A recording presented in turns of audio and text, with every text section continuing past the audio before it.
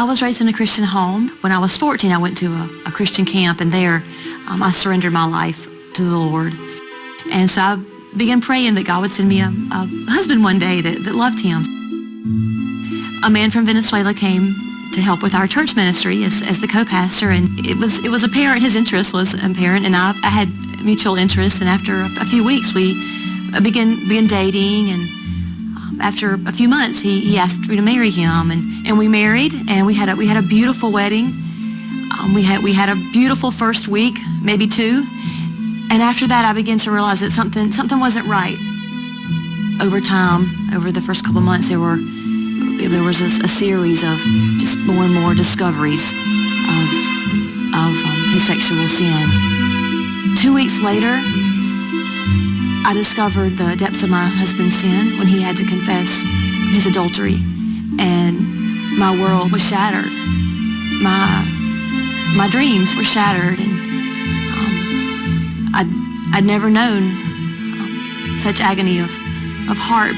And it was right at that time that I just happened upon a website for Pure Life Ministries, and I remember when I first logged on, there was a testimony of two ladies in the ministry that were full of hope. And I looked into a couple other things, but nothing had the hope that I saw here. After discovering his sin, my husband truly, he was at a point of brokenness.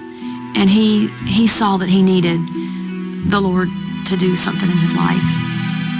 Whenever we found out that he was going to leave for Pure Life, it was a journey. It was a journey because it was spiritual warfare, because I knew that the enemy did not want my husband to be there. And something that God just kept putting in my heart was, you've got to get him to the cross. You've got to get him to the cross. And we came to visit the campus where the men stay in the live-in program, and I was holding his hand and we were walking. And right at the top of the hill, I saw it. There's a cross back there. And in my heart, God spoke. This was it. We got him to the cross. My husband had been in the program for a few months when I began the OCA, the Overcomers at Home program. And it was just an amazing blessing for me. The first time I spoke with my counselor, and knowing that she had been through the same thing that I had, and as all the women who were counselors have been, she was full of so much joy, just in her voice and her words. And I told her, I said, I want what you have. I want that joy. I remember the first time I visited him, he had his Bible open to Isaiah, and he couldn't wait to tell me what God was doing in his life through that passage. And I just stood there, this is my husband?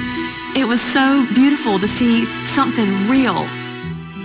My husband's graduation is a day I'll never forget. There's a definite change in my husband.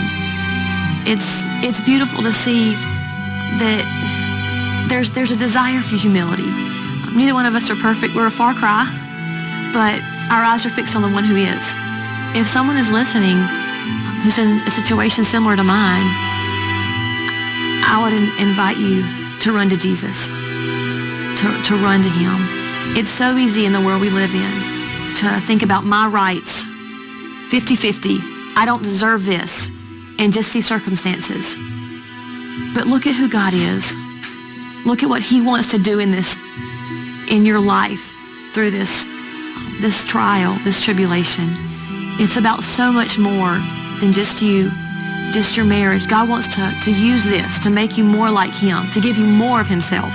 Our God is a God of miracles, and he is able, he is willing, he is passionate to restore.